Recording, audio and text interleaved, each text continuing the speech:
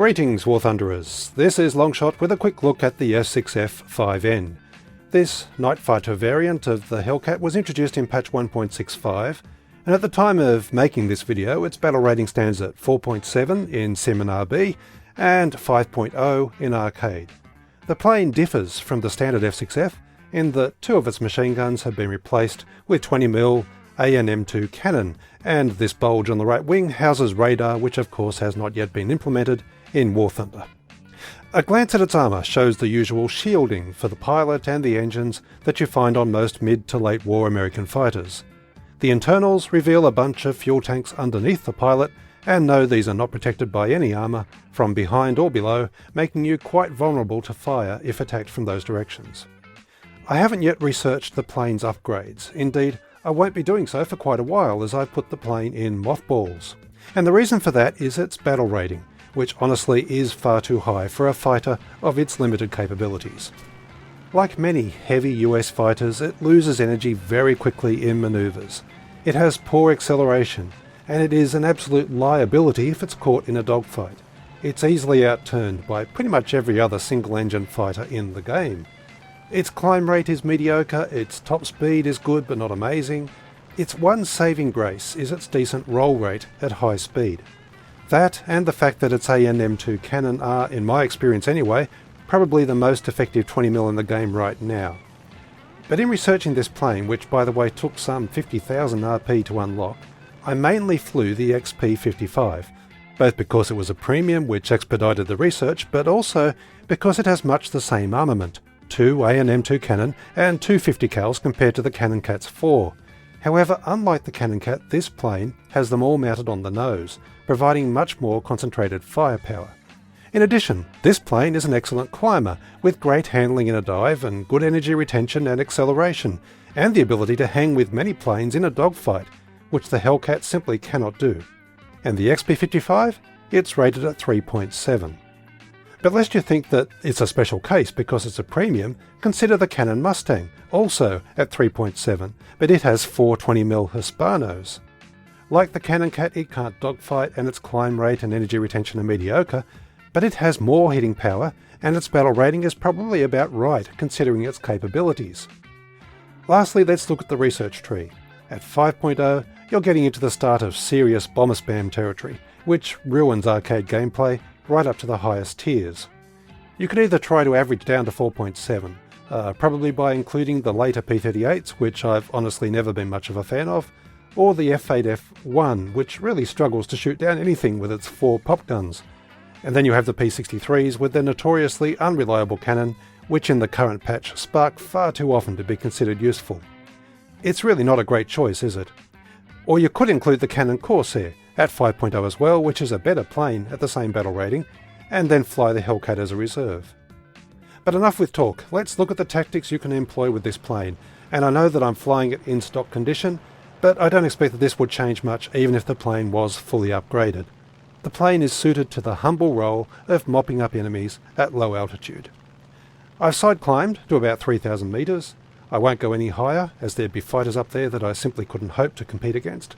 So what I'm waiting for are the inevitable wave of bombers diving for ground targets and bases. In fact, there are 3 red planes below me now. Not many friendlies in the area, so I convert my altitude to closing speed in a dive. The B-34 is looking like the best target here. I prefer a deflection shot from above as that exposes his wings and also keeps me safe from friendly fire. But he's pulling a tight turn which will make this difficult. Only a hit. Such is life. I preserve my speed and extend away in a shallow climb. There was no point in turning back and trying for another shot, as he's now about to be swarmed by friendlies, plus I would only end up low and slow. Remember what I said about bomber spam? Well, we're less than 2 minutes into the game now. Our bases are already gone, and they're hitting our airfield already. I think you all know my opinion on how disgusting this gameplay is, so I'll just try and focus on how to get a shot at this Dornier. Okay, here we go. You can see the nice roll rate on this plane. The one aspect of its handling that I really do like. It makes it quite easy to line up a target. Short bursts, otherwise the guns will jam. And down he goes. but unfortunately I couldn't stop him from dropping his bombs first. Here's the next bomber, but the last 7 has already set him alight, so I decide to be charitable and let him have the kill. I pull a hard turn to chase another bomber, and that drops my speed by over 150 km an hour, which was a fatal mistake. For above me is a Key 61 who has indeed gotten bored and picked me out as an easy target. I drop into a diving turn, hoping to duck under his guns, but he has no problem following me and sets me alight. And like most American planes, this Hellcat burns like a torch. Even though the fuel tanks are under the belly of the plane, I lose a wingtip because of logic and reasons. Now you might be forgiven for thinking that the AN M2 cannon are actually reliable in the damage they deal out to other planes. But although I've found them to perform better than most other 20mm cannon in the game right now, there are still times when, like most other guns, they just give you a pretty display of fireworks, as shown here. Firstly, I bounce a lot of shells off this BF-109E1 for absolutely no reward. Giving up on him, I continue my dive. And then line up a really nice looking deflection shot on a BF-109F4.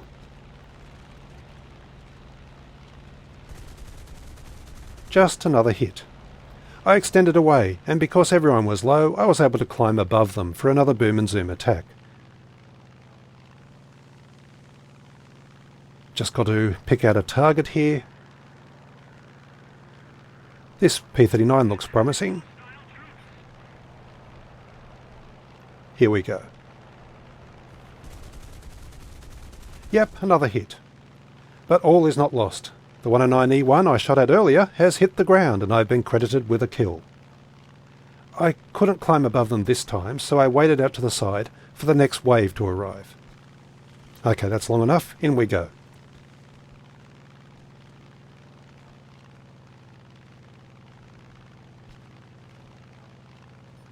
The P-47's down, so I'll switch on to that Mustang coming in from the left.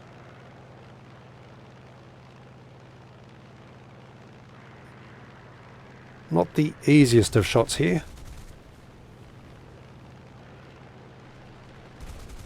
Just as I line him up, someone else has taken him out.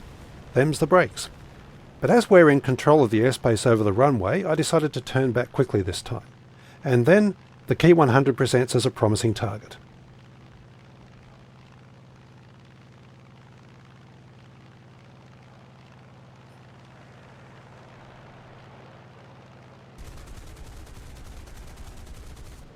Nope, no luck there either. I didn't bother extending away as the lack of reward is starting to make me reckless. But besides that, there's still plenty of friendlies in the area. I'm thinking of the P-39 and then the Corsair burst through at ground level. Deflection shot directly from above. And another hit. Now that I'm on his tail, and that's the worst place to be, watch him slow down and speed up. That's lag compensation for you, and it makes him almost impossible to hit. Finally, another deflection shot. And after another hit, I know that I'm aiming a bit short here, but I still let off a long burst because that's just sheer frustration kicking in. And now I am flying like a complete newbie with tunnel vision. I'm in a kill train with a Spitfire, none of my shells are hitting, and I get what I deserve when I'm blindsided by a P-63. This is what happens when you don't get value for your shots. Even the most experienced player can be reduced to flying like an idiot. But to be honest, I was glad to get out of the plane and into something decent by this stage. I don't want to leave it on a bad note, and I did actually have one semi-decent battle in this plane, so I'll finish with this. The Grave Robbers map on a cloudy day. I've climbed again to 3,000 metres, and I'm looking for a lawnmower to dive on, and this Typhoon is an obvious target. Just checking the clouds to make sure nobody intercepts me while I'm diving. Okay.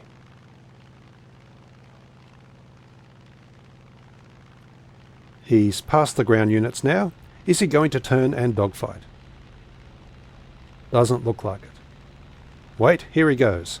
And this time, the guns work straight away. There's no rhyme or reason to hit detection in this game right now. Not that I can see anyway. So when it gives you a kill, I think we just have to accept it and be grateful. Building up altitude again while I watch that incoming B-25. Alright, here we go. Got to keep a wary eye open for enemy fighters though. It'd be so easy for them to bounce me out of those clouds. Okay. No, I don't want to head on things. Now here's a nice shot lining up.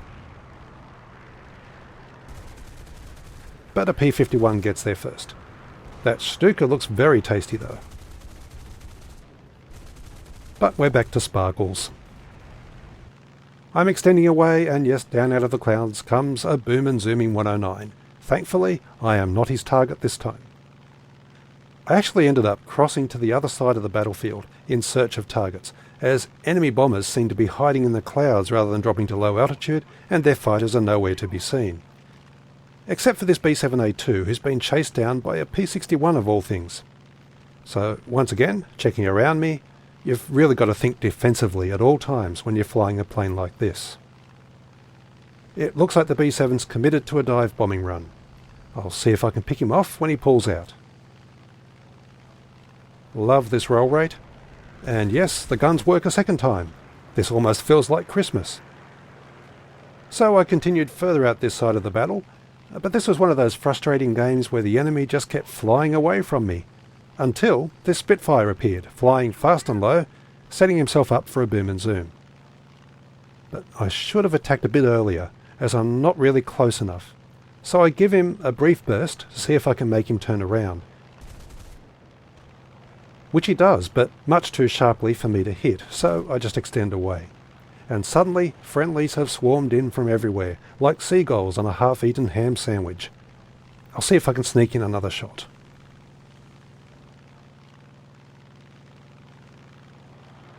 Looking good.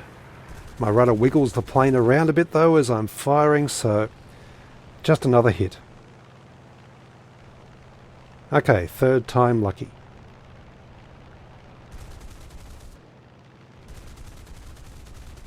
Yep, set him alight. So that's almost a guaranteed assist now, and with that I give up on him. It's just a matter of time before they take him down anyway. Though it does look like he's still burning. And then suddenly the fire, which obviously was still going, takes him out, and I get a miraculous third kill. I thought the game would end before I reached another target, but no, in the central area I found a few planes furballing away, so this is my chance for kill number 4. But then suddenly it was just the Junkers 88 left, and not risking a head-on in case it was a C variant, which indeed it was, instead I angled for a shot from above. But once again it's only hits, and again I revert to newbie mode as I sit on his tail blasting away to absolutely no effect, and that lets his rear gunner set me alight. And yes, you know what that means, a quick and fiery death, even though I can still control my plane. So with that, I'll summarise. The plane is quite simply over-tiered. It really can't compete with any other fighters around a battle rating of 5.0. The best you can hope for is scrounging for crumbs at low altitude, and hope not to be boom and zoomed. And that style of gameplay can indeed be enjoyable, provided you get value for your shots, as running up a decent kill tally against the odds is its own reward. But for me, in the current version of the game, which features concrete planes and unreliable hit detection, the plane induces far more frustration than anything else, although it's far from alone in that regard. So for me, it's back in the hangar. If at some point its battle rating drops to a more suitable level like 4.0 or 3.7, and cannons in general start to work again, I'll take it out once more and look to create a more comprehensive video covering both arcade and RB. But that's all for this one.